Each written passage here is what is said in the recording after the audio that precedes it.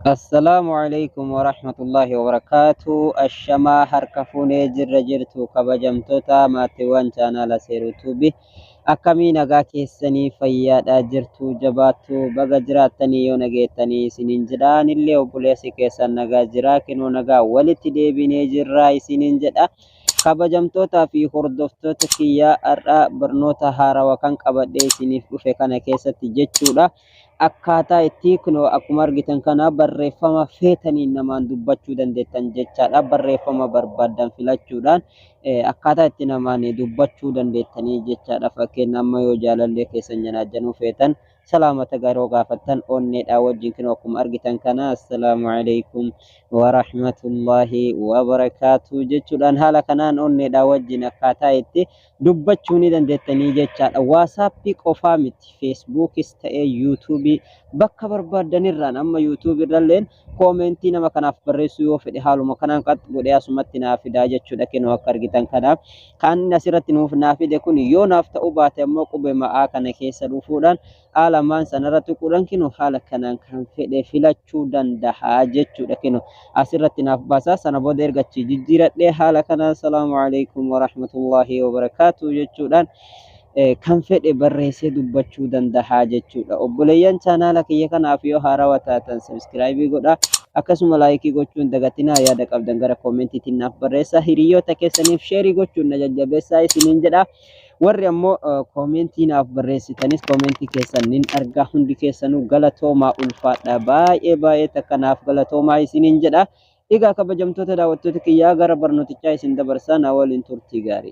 يا ربي عنين بيني سمالي دريسان ديني أرجع خوانين بيني سمالي دريسان ديني أركا خيمالي ربي خو خبيرا كان الأيني ولاتي دران خاسين آجاتو صونم بافني يا ربي عنين بيني سمالي دريسان ديني أرجع خوانين بيني سمالي دريسان ديني أركا خيمالي ربي خبيرا كايلي ولاتي دوران خاسين آجاتو سونم بافني Aappiin isa kana jechaadha. Aappii kana keessa seenna akkaataa itti fayyadama isaa keessa seennee gaafa jennu isin haala kanaan isiniin fiduu jechaadha. Ani waan itti fayyadamaa tureef haala kanaan naaf fidee jechuudha. Isin garuu haala kanaan isiniin fidu. Kanaaf maal gootanii yeroo isin dura itti dhuftan jechaadha. Neekistii taraa sadii wayii hayyama isinii kenna jechaadha. Neekistii gootanii yeroo sadii yeroo neekistii gootan fuula kanatti isin dabarsa jechaadha kallattii maal. Egaa erga kallattiidhaan inni asitti isin dabarsee as keessa deemuudhaan jechaadha. As keessa barreeffama feetan jechuudha. Kunoo akkuma argitan barreeffama hedduutu jira jechuudha as keessa. Foontii barbaadan as keessa kafeetan barreeffama feetan amma yoo kana kan jaaladhu ta'e barreeffamni kun kanatti tolu taate jechuudha. Akkanuma irratti deemuudhaan qubee wannoo onnee tana jechuudha. Loovii as jirtu tana hundi isii daddalattiidha jechuudha. Taani irratti hajameetiin hin jedhin.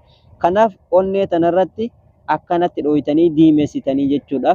Onnee tana irratti gaafa isin diimeffattanii jettan barreeffamni isin asirratti amma irratti diimeffattan kuni achirratti yeroo isin namaaf barreessuudhaaf deemtan kallattimaan isinii bahaa jechuudha. Kallattimaan bakki isin barreessuuf deemtan san irratti isiniif bahaa jechuudha. Haala kanaan itti fayyadamtanii jechuudha. Fuula barreeffamaa kana jechaadha. Kunillee yeroo namaaf barreessitan akka wayita isin barreessu jirtan baay'ee takka isinitti tolee isin gammachiisuuf jechaadha. Kunoo asiin qalamii adda addaa duuba isinii kaayee kunoo akkuma argitan kunoo asilleen kun hundi jechaadha. Qalamii garaagaraati jechaadha. Amma kanarratti barreessaa jira jechuudha. Kanarraa amma reef wayita waasaap irraa barreessu kanaan barreessaa ture jechuudha. Yoon kanatti jijjiire takka ammoo yoo kanatti jijjiiree jedhe akkanumatti irratti dha'uudhaan haala kanaan raayitii tana asirratti itti naaf baasaa jechuudha. Erga raayitii kana asirratti naaf baase amma yoo waasappii keessa seenee nin barreessa jedhe kunoo barreeffama gurraacha reefu kaachisantu qalamiin duubaa sun asitti naaf bahaa jechuudha. Kunoo akkuma argitan as keessaan foontii barbaade immoo akkana oofuudhaan kafee dheeraa filadhee ittiin barreeffadhaa jechuudha yoo natti tole.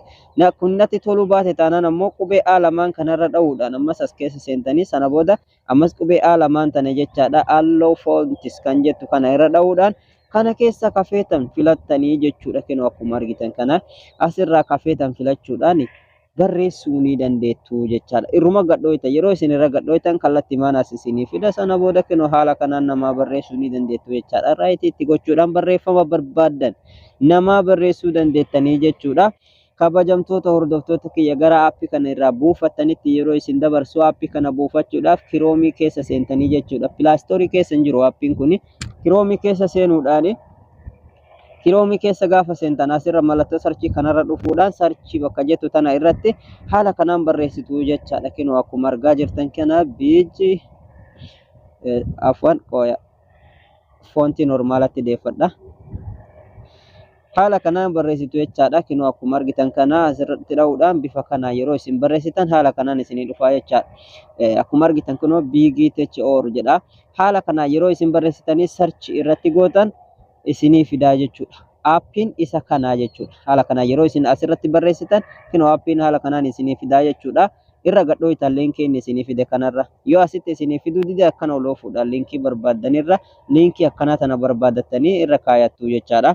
Yeroo isin irratti gadhooytanii jettan ammoo weebsaayitii isin seensisaa jechuudha. Weebsaayitiiwwan kanneen keessaa akkana olooftanii oluma ooftanii ol ooftanii kana filattu jechaadha. Kinoo foontii kaas irratti amma wanneen isaa taampinaleen isaa kana filattanii jechuudha. Kanarra yeroo isin gadhooytan barreeffama hedduu wayii isinii fida. Barreeffamoota inni isinii fide sana akkana keessa ol deemuudhaan keessa ol deemuudhaan install waan jedhu wayii isinii fida jechaadha. Akka gabbuufatu feetaa isin jedha. Kinoo kanarra dhooytanii jechuudha. Install kanarra gaafa isin dhooytan kallattii gad isinii bu'aa isiniin jedha. Kanaaf ani seeruutuu bidhaa chaanaala kiyya kanaaf haarawaa yoo taatan sabiskiraayibii godhaa isiniin jecha yaada qabdan gara koomentiitiin naaf barreessaa.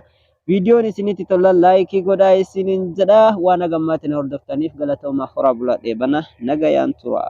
Yaa Rabbi anneen hin beeyne si malee dureessan deeyne arjaa koo anneen hin beeyne si malee dureessan deeyne harka kee malee Rabbi koo khabira kaan hin eeyne ulaatee duraan kaasiin ajaatu osoo nan baafne. Yaa Rabbi anneen hin beeyne si malee dureessan deeyne arjaa koo anneen hin beeyne si malee dureessan deeyne harka kee malee Rabbi خبيرة كاينة ولاتي دوران خاسي أجاتو سونم بافني جيرون قدران قرانا توكو هركان إيمانا قلمي دو ربي قلمي سيساني